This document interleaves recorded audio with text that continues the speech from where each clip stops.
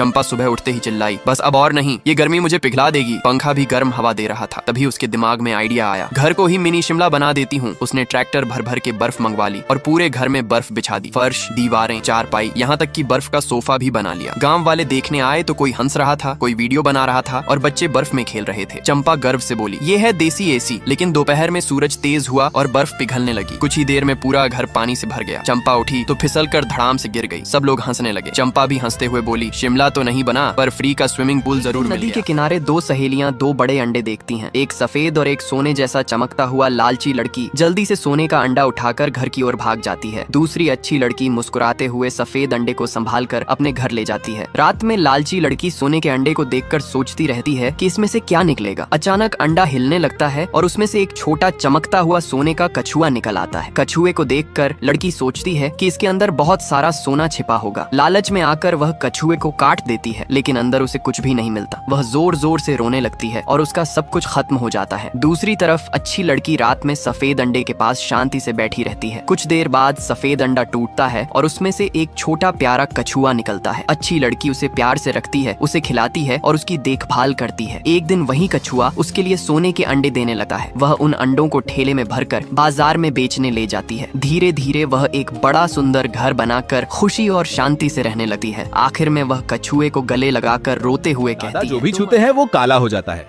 गुलाब के गमले में हाथ लगाया, फूल काला होकर झड़ गया। घर में पड़े सारे कपड़े काले हो गए। पूरे मोहल्ले में खबर फैल गई। बहू बोली, इस घर में अब रहा नहीं जाएगा। बेटे ने नजरें झुकाकर कहा, पापा आप कहीं और चले जाओ। पोते पोती दौड़कर दूर हो गए। मोहल्ले वालों ने उंगली उठाई और हंसे। दुकानदार बोला, अपना हाथ मत लगाओ किसी चीज को। जिस रास्ते से चलते हैं लोग वो रास्ता छोड़कर हट जाते हैं। दादा सफेद रूमाल से आंखें पोंछता हुआ अकेला चलता रहा। दिल में बस एक ही बात, क्या मैं सच में अपशकुनी हूँ। शाम को चलते चलते गाँव के आखिरी छोर पर बरगद के नीचे बैठ गए। सिर झुकाकर रो रहा था। अचानक आसमान से एक सुनहरी रोशनी उतरी। एक देव दादा के सामने आकर खड़े हो गए। बोलो, तुम अब अपशकुनी नहीं हो, तुम परीक्षा में थे। दोनों हाथ थामकर बोले, इन हाथों में अब सोने का जादू है। फिर अदृश्य हो गए। दादा ने कांपते हाथों से फटे पुराने जूते छुए। सोना, सूखा पत्ता छुआ, सोना। बरगद की जड़ पर हाथ रखा, पूरा पेड़ चमचमाता सोने का हो गया। दादा हैरान होकर अपने हाथों को देखता रह गई। सुबह गाँव लौटा, गाँव का हेडपंप छुआ, सोना। सफेद गाय छुई, सोना। खबर फैल गई। बहू दौड़ती हुई आई, ससुर जी। बेटा पैरों पर गिरकर रोने लगा। गाँव के गरीब लोग एक एक करके आने लगे। कोई लाया टिन की थाली, कोई लाया मिट्टी का घड़ा, कोई लाया टूटी लाठी। दादा ने मुस्कुराते हुए सबकी चीजें छू दी। सोना। वो सोना बेचकर गांव के सब लोग अमीर हो गए। बेटे ने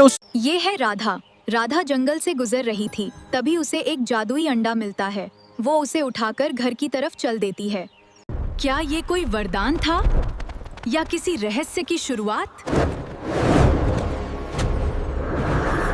राधा के हाथ में चमकता सुनहरा अंडा था। वो जब घर ले गई तब वह अंडा एक से बहुत सारा हो गया। तब वह देखकर अचंभित हो जाती है।